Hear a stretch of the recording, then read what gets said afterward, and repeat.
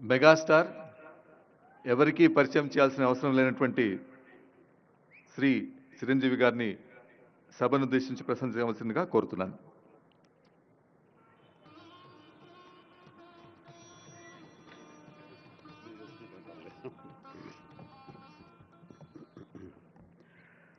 గౌరవ ముఖ్యమంత్రి శ్రీ రేవంత్ రెడ్డి గారికి, గౌరవ ఉప ముఖ్యమంత్రి మిత్రులు ఆత్మీయులు బట్టి విక్రమార్క గారికి, ఇతర దిగ్గజాలకి, ఆహ్వానితులకు ప్రతి ఒక్కరికి నా హృదయపూర్వక నమస్కారాలు. తెలుగులో మాట్లాడడం కొంచెం చేంజ్ ఉంది కదా మీ చెవులకి. So let me have the privilege talking our mother tongue. ఇక్కడ మీ అందరికీ అనిపించవచ్చు, ఇక్కడ ఉన్నటువంటి ఆహ్వానితుల్లో చీఫ్ గెస్ట్ ఒక్కొక్కళ్ళు ఒక్కొక్క రంగానికి సంబంధించిన వాళ్ళు, ఫైనాన్స్ రంగానికి సంబంధించిన వాళ్ళు, అలాగే మాజీ గవర్నర్ ఆర్బీఐ సుబ్బారావు గారు, అలాగే ఇతర ఫైనాన్స్ వ్యక్తులు, అలాగే ఆటోమొబైల్ దిగ్గజం మహేందర్ గారు, ఇంతమంది ఉండగా వీళ్ళల్లో చిరంజీవి ఏమిటి సినిమావాడు అనే భావం మీకు ఉండొచ్చు. మీకు కదా, నాకే ఉంది అది. నేను ఎంతో ఇక్కడ ఫిట్ అవుతాను అనే నాకే అనిపించచ్చు. కానీ నా మీద ఎంతో గౌరవంతో ఒక సోదరుడుగా మన ముఖ్యమంత్రి గారు చిరంజీవి రావాలి అని నిన్న మన భట్టి విక్రమార్క గారిని, అలాగే IT and industrial minister Sridhar గారిని నా దగ్గరికి పంపించారు. సరిగ్గా వాళ్ళు వచ్చే సమయానికి నేను ఏ పొజిషన్లో ఉన్నాను తెలుసా అండి?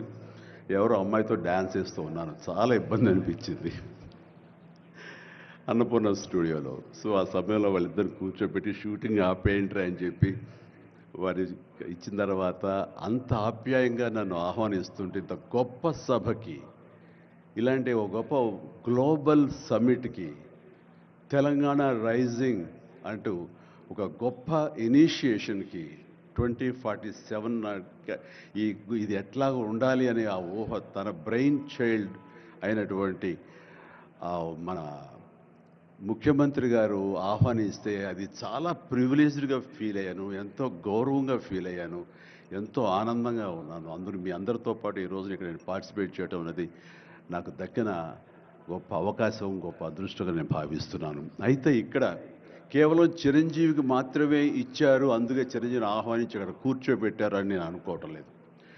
ఇది రేవంత్ రెడ్డి గారికి సినిమా పరిశ్రమ మీద ఉన్నటువంటి గౌరవం, సినిమాల ఇంపాక్ట్ ఈ సొసైటీలో ఎలాగ ఉంటుందో బాగా తెలిసిన వ్యక్తిగా వాళ్ళందరి తరపున ఒక వ్యక్తి ఉండాలి కాబట్టి చిరంజీవిని ఆహ్వానించారని మాత్రమే అనుకుంటున్నాను. ఈరోజు నేను ఒక చిరంజీవిగా రాలేదు, చిత్ర పరిశ్రమ తరపున ఒక ఏజెంట్గా, వాళ్ళ రిప్రజెంటేటివ్గా నేను ఈ రోజున వచ్చాను, ఇక్కడ ఆహ్వానించబడ్డాను. కాబట్టి దానికి ప్రత్యేకించి పరిశ్రమ తరపున శ్రీ రేవంత్ రెడ్డి గారికి మనస్ఫూర్తిగా నా హృదయపూర్వక ధన్యవాదాలు తెలియజేస్తున్నాను. సార్, మీకు గుర్తుంటే మీరు ప్రభుత్వం ఏర్పాటు చేసిన కొత్తల్లో మొదటి వారంలోనే ఎప్పుడో నేను మిమ్మల్ని అభినందించడానికి నేను వచ్చినప్పుడు మీరు నాతో అన్న మొట్టమొదటి మాట, ఈ హైదరాబాద్ని ఫిలిం హబ్గా చేయాలి, అదేదో ఒక తెలుగు ఇండస్ట్రీ వరకో, లేకపోతే సౌత్ ఇండియన్ ఫిలిం ఇండస్ట్రీ వరకో, లేకపోతే భారతీయ వరకో కాదు, గ్లోబల్ మనకి ఏమి తక్కువ అని, ఇక్కడ ఏ వనరులు తక్కువ అని చెప్పేసి, ఏ ఎంకరేజ్మెంట్ తక్కువ అని చెప్పేసి మనం ఎందుకు చేయలేకపోతున్నాం, ఎందుకు కొన్ని తెలుగు ఫిలిమ్స్ ఒక లాంగ్వేజ్కే మనం కన్ఫైన్డ్ అయ్యాం. కాబట్టి నా ఉద్దేశంలో ఇది గ్లోబల్గా అన్ని రకాల ఇండస్ట్రీస్, ఇతర లాంగ్వేజ్ నుంచి సినిమా వాళ్ళు ఇక్కడ రావాలి, ఇక్కడ షూటింగ్ చేసుకోవాలి, అది నా ధ్యేయం అని అన్నప్పుడు చాలా ధైర్యంగా మాట్లాడుతున్నారు. చాలా అది నిజం కుదురుతుందా? ఎక్కడి నుంచో ఇతర దేశాల నుంచి వచ్చి ఇక్కడ షూటింగ్ చేయటం అన్నది, నేను టూరిజం మినిస్టర్గా ఉన్నప్పుడు ఫిలిం టూరిజంగా ఇక్కడ ఎంతోమంది ఆహ్వానించడానికి ఎంతో శ్రమ పడ్డాం, ఎంతో కష్టించాం. కానీ ఇక్కడ ఉన్నటువంటి అట్మాస్ఫియర్ కానీ ఎంకరేజ్మెంట్ కానీ ఆయా గవర్నమెంట్లు అంత లేకుండా ఉండటంతో అది అంత పూర్తిగా సఫలీకృతం కాలేకపోయాం. ఆ ఉద్దేశంతో నేను కొంచెం స్కెప్టికల్గానే ఉన్నాను. ఎంతవరకు కుదురుతుంది, ఈయన డ్రీమ్ సక్సెస్ చేయగలరా అని అనుకుంటూ, మీరు ఏమైనా చేయండి, మీ గైడెన్స్ ఇవ్వండి, మీరు ఏం చెప్తే దాన్ని ఫాలో అవడానికి మేమందరం రెడీగా ఉన్నామని ఒక మాట ఇచ్చి మాత్రం అన్నాను. కానీ విత్ ఇన్ నో టైం ఇంత పెద్ద ఎత్తున ఈయన అన్ని రకాల సెక్టార్స్ వాళ్ళని ఇన్వైట్ చేసి గ్లోబల్గా అందరినీ వెల్కమ్ చేసి ఈ రోజున అందులో ఒక పార్ట్గా సినిమాలను కూడా ఆయన వెల్కమ్ చేస్తున్నారంటే కనుక అది హ్యాట్స్ ఆఫ్. అది ఆయన ఒక్కరి వల్లే అయ్యింది. అన్నది అన్నట్టుగా కాకుండా అన్నది సాధ్యం చేసేలాగా ప్రాక్టికల్గా ఈ రోజున మనందరం చూస్తున్నాము. ఇది చాలు, డెఫినెట్గా ఆయన అనుకున్నది సాధిస్తారనే ప్రగాఢమైన నమ్మకం నాకు ఏర్పడింది. ఎందుకంటే ఆయన అన్నది హైదరాబాద్ అనేది సెంట్రల్ లొకేటెడ్ మన కంట్రీలో. ఏ ఇతర ఇంపార్టెంట్ సిటీస్కి వెళ్ళాలని సరే 1 అవర్ డిస్టెన్స్లోనే ఉంది. మేబీ ఢిల్లీ ఇంకొక 1 అవర్ పడుతుందేమో తప్ప. అండ్ ఇక్కడ లేని లొకేషన్స్ ఎక్కడ లేవు, ఎక్కడ లేకుండా పోలేదు. మనకు మంచు కొండలు ఉన్నాయి, థార్ డెజర్ట్స్ ఉన్నాయి, అడవులు ఉన్నాయి, వర్షాలు పడేవి ఉన్నాయి, లాంగెస్ట్ బీచ్లు మనకు ఉన్నాయి. ఏమి తక్కువ, ఏ లొకేషన్స్ తక్కువ, ఏ వనరులు తక్కువ. ఇక్కడ పని చేయడానికి వాళ్ళకి స్కిల్ డెవలప్మెంట్ చేయగలిగితే కనుక పని చేయడానికి ఎంతోమంది ముందుకు వచ్చి సినిమా పరిశ్రమ ద్వారా ఉపయోగపడి వాళ్ళ కుటుంబాలకు వాళ్ళు ఉపయోగించుకుంటారు. ఇది ఆ పొటెన్షియల్ పూర్తిగా ట్యాప్ చేయలేదు అన్న మాట వాస్తవం. వారు అది నేను అంగీకరిస్తూ మా సలహాల కోసంగా ఆయన కొన్ని సెమినార్లు ఫ్యూచర్లో నడిపిస్తామన్నారు. ఇప్పుడు కూడా అలాంటి చిన్న సెమినార్లు మా పెద్దల మధ్య, సినిమా పెద్దల మధ్య జరిగింది. అయితే ఇది కాంప్రహెన్సివ్గా కన్సాలిడేట్గా జరిగేలాగా విత్ ఇన్ షార్ట్ టైం మేము అందరూ కూడా ముందుకు వస్తాము. ఇక్కడ ప్రపంచానికే ఇది అద్భుతమైనటువంటి సినిమా హబ్గా హైదరాబాద్ని చేయటంలో మేమందరం ముందుంటాము.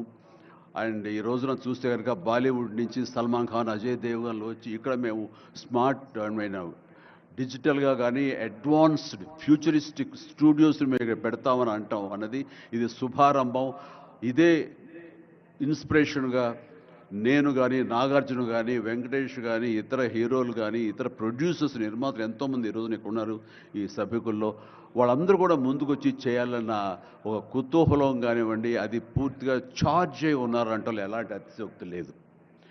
అండ్ ఈ రోజున ప్రపంచపరంగా చూస్తే సినిమా ప్రభావం ఎంత ఉంటుంది, ఈ సాఫ్ట్ పవర్ ఎంత ఉంటుందన్నది నేషనల్ వైడ్గా కూడా కేంద్ర ప్రభుత్వం కూడా వేవ్స్ అనేది ఒకటి ప్రారంభించి అందులో మమ్మల్ని అందరూ కూడా పార్ట్ చేశారు.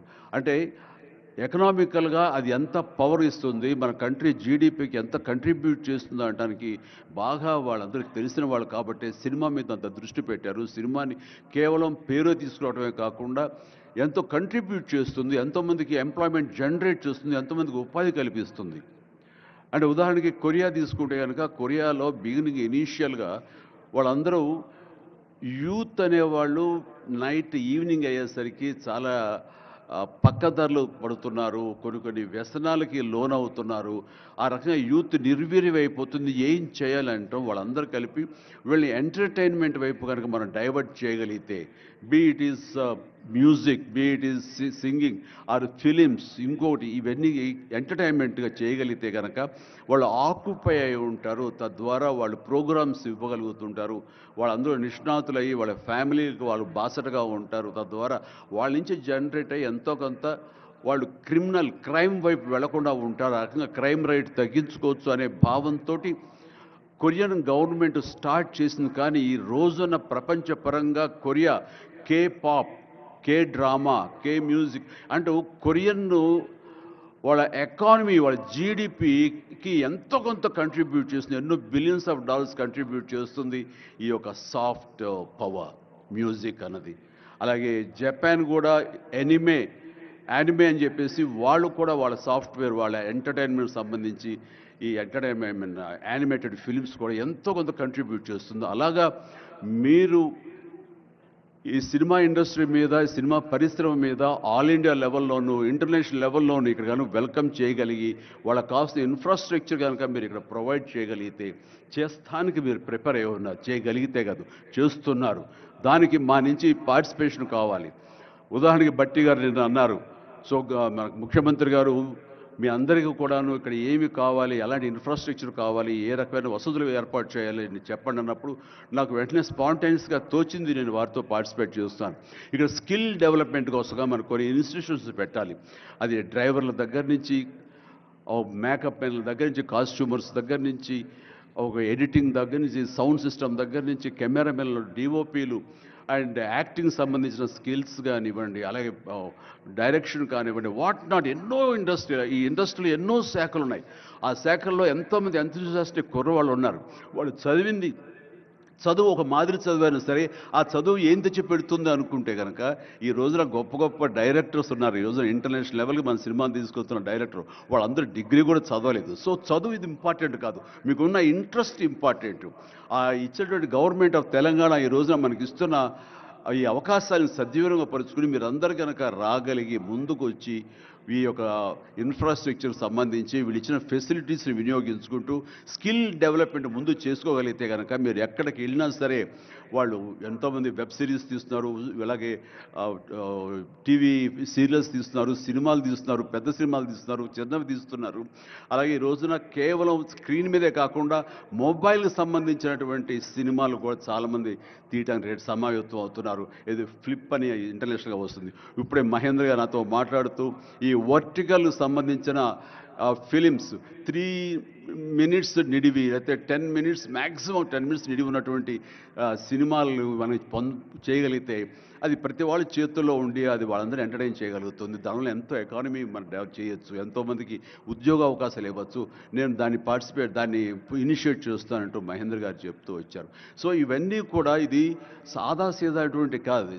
సినిమా ఏదో ఆడుతుంది, 2 రోజులు డబ్బులు తెచ్చి పెడుతుంది, వాళ్ళు ఏదో మిగుల్చుకుంటారు కోట్లు అంటే తేలిగ్గా చూడదు. దీని వెనకాల చూస్తే కనుక లక్షలాది మంది యూత్ ఈ అవకాశం సద్వినియోగపరుచుకుని అభివృద్ధిలోకి రావచ్చు, పేరు ప్రఖ్యాతులు సంపాదించవచ్చు.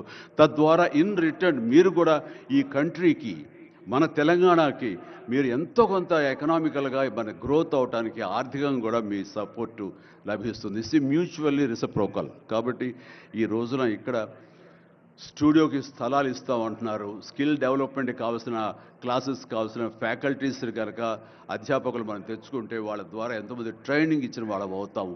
ఇది సద్వినియోగపరచుకోండి. దీని మీద మన ఇండస్ట్రీలో పెద్దలు కూడా సీరియస్గా ఆలోచించండి.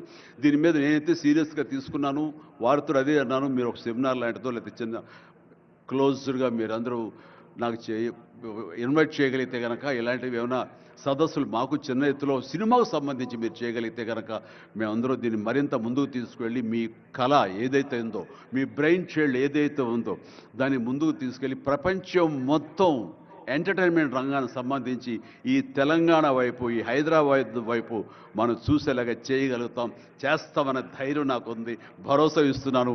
నా వంతు కృషి నేను చేస్తాను. నా ఈ అవకాశం ఇచ్చేందుకు ధన్యవాదాలు మా ముఖ్యమంత్రి గారికి, అలాగే ప్రతి ఒక్కరికి నా హృదయపూర్వక ధన్యవాదాలు మరొకసారి తెలియజేస్తున్నాను, ముగిస్తున్నాను.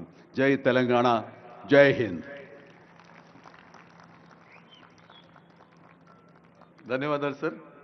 మీరు మా చెవులకు పట్టిన తుప్పును వదిలించారు తెలుగులో మాట్లాడి.